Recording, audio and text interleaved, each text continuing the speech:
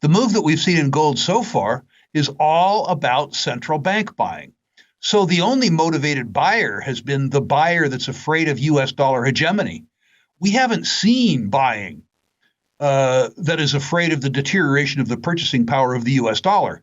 If you look at almost any currency in the world except the US dollar, you will see that gold has broken out into real all-time highs. In US dollar terms, there are some people who suggest that this is a real high, but they forget about constant dollar measurements. For a constant dollar measurement to break out to a high in US dollar terms, I think it's $2,700 or $2,750 gold. Gold is shifting away from the bullish momentum it recently exhibited. Several factors, including statements from the Federal Reserve and disappointing data regarding non-farm payrolls, have prompted this change in direction.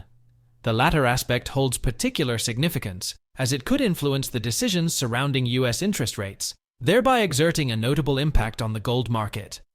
While hinting at future cuts, the Fed's decision to maintain unchanged rates on May 1st, 2024, was overshadowed by concerns about underwhelming inflation data, potentially delaying rate adjustments.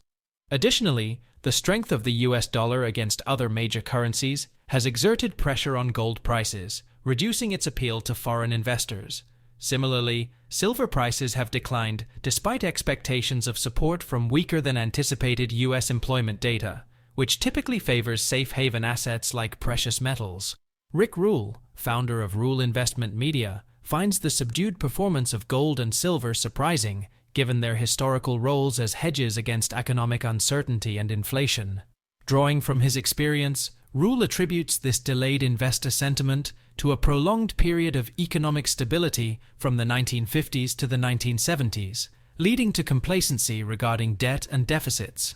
However, he notes a shift around the end of 2022, marked by rising interest rates. With the US facing significant debt and deficit challenges, Rule predicts that the government may use currency debasement to manage its financial obligations. This could potentially lead to a resurgence in gold prices, akin to the inflationary period of the 1970s. While recent increases in gold prices have been primarily driven by central bank purchases, reflecting concerns about US dollar hegemony rather than fears of currency devaluation, Rule remains optimistic about the future trajectory of precious metals amidst evolving economic dynamics. We will present clips from Rick Rule's interview with Liberty and Finance. But before we do, if you want more videos like this, please hit the subscribe button and turn on the notification bell for more updates. Thank you, and enjoy the video. I'm a little surprised, frankly, that gold prices are as low as they are. Perhaps because I lived through the decade of the 70s, and I know what inflation looks like, and I know what stagflation looks like. And I know that the only way out of the fiscal situation that confronts the United States and many other countries is the debasement of the currency.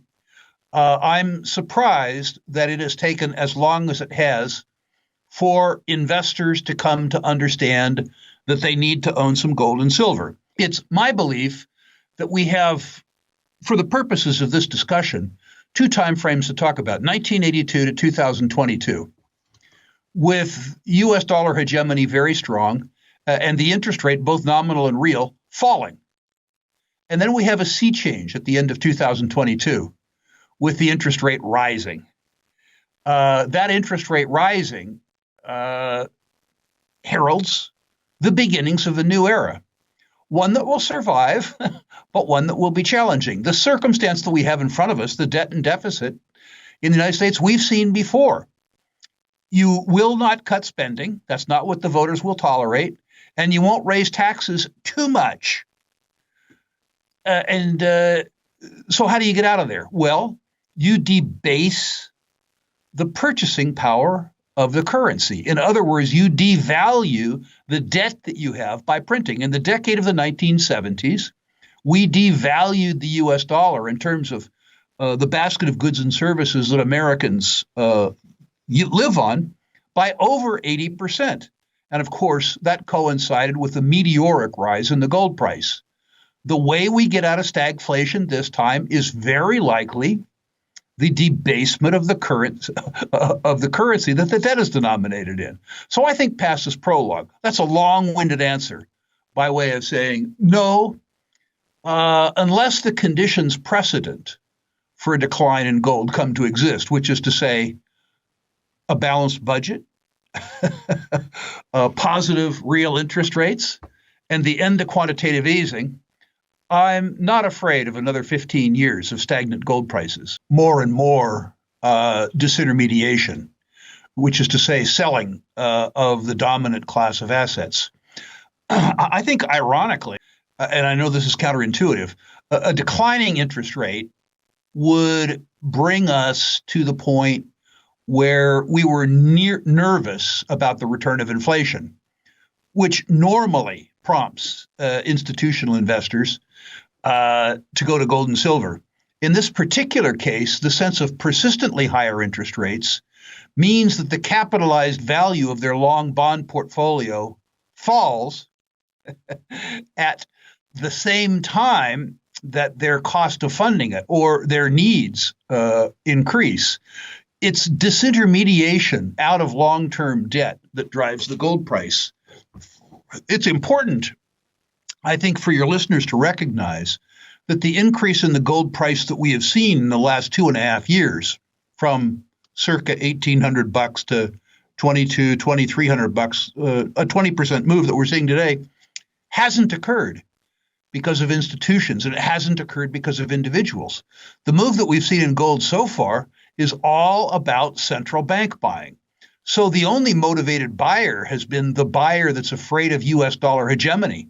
We haven't seen buying that is afraid of the deterioration of the purchasing power of the US dollar. If you look at almost any currency in the world except the US dollar, you will see that gold has broken out into real all-time highs. In US dollar terms, there are some people who suggest that this is a real high, but they forget about constant dollar measurements. For a constant dollar measurement, most global central banks, seeking to hedge against potential vulnerabilities to the US, have been reducing their reliance on the US dollar for their reserves. In addition to acquiring gold, central banks have been diversifying their foreign currency holdings, decreasing their exposure to dollars in favor of other G7 currencies, the Chinese yuan, and potential currencies of trade partners. Doug Casey, a renowned investor, describes the dollar as the worst currency globally, except for all others. Despite its shortcomings, the dollar benefits from the depth and liquidity of the U.S. Treasury market, making it relatively sturdy compared to other fiat currencies. Consequently, many investors, including Rick Rule, maintain a certain level of liquidity in dollars, recognizing its usefulness for capitalizing on opportunities during market downturns or panics. However, the US dollar's purchasing power has alarmingly declined by 98% since 1971, signaling a significant weakening. Recognizing this erosion of purchasing power, Rule prefers to allocate his capital to assets with better long-term prospects. Nevertheless, he advises caution when holding gold as a source of liquidity, emphasizing the need for psychological readiness to sell it when necessary, particularly during periods of market volatility. Let's get back to the interview.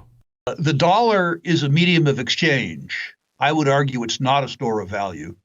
A medium of exchange that has a legal monopoly on settlements transactions in the United States of America. It is backed by the full faith and credit of the government of the United States, and by extension, your full faith and credit and the government's call on the value of your assets and the value of your earnings. In other words, the dollar is backed by you.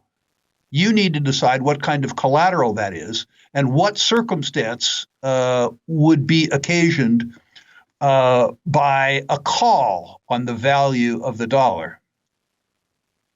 Maybe Doug's definition is pretty good. After my long-winded definition, a floating abstraction actually sounds pretty good. We have the deepest and most liquid securities market in the world, the U.S. Treasury market.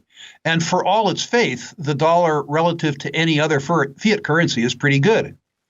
That means, despite the fact that I know as a saver at current interest rates that I am losing purchasing power on an annual basis, I maintain a fair bit of U.S. dollar liquidity. I consider what is in effect a negative interest rate, which is to say the destruction of some of my purchasing power, as an option payment. because I've learned in my life that having liquidity during momentary panics, during times when there isn't liquidity, gives me the tools and hopefully the courage to take advantage of illiquid situations rather than being taken advantage of or by them. I do not make long-term investments in the US dollar. I'm not a holder of treasuries with a date longer than 2 years. I invest in things where time is on my side, and the dollar is not one of those. But I certainly am a holder of US dollar liquidity because I suspect that the things I'd like to buy in a panic will be denominated in dollars. I am also a holder of liquidity in gold. But if you are going to be a holder of liquidity in gold, you have to be psychologically willing to sell it. I remember very well in a couple prior panics, clients of mine who had large gold holdings were unwilling to sell it, to use the stored wealth in gold to diversify into asset classes that stood a better chance of performing in the panic. So for those people, their gold wasn't liquidity, particularly in 2008, when, as a consequence of illiquidity, the gold quote fell too. So it's important that if you hold gold for liquidity, which I do, that you maintain the psychological predisposition to be able to sell it, to use some of it to acquire other asset classes that you think will perform better for you. If gold and silver could recover from their earlier lows amidst profit-taking and a stronger US dollar, then it's clear that their resilience is notable. Of course, the strength of the US dollar has posed challenges for metals prices, but the fact that it bounced back along with equity indices once US investors joined the market suggests underlying strength. Despite the fluctuations, the forecast for gold remains bullish, especially considering its historical role as a hedge against economic uncertainty. Where are the prices heading next? Share your thoughts in the comments section below. Also, ensure you like this video, subscribe to the channel, and turn on post notifications for more videos like this. Until next time.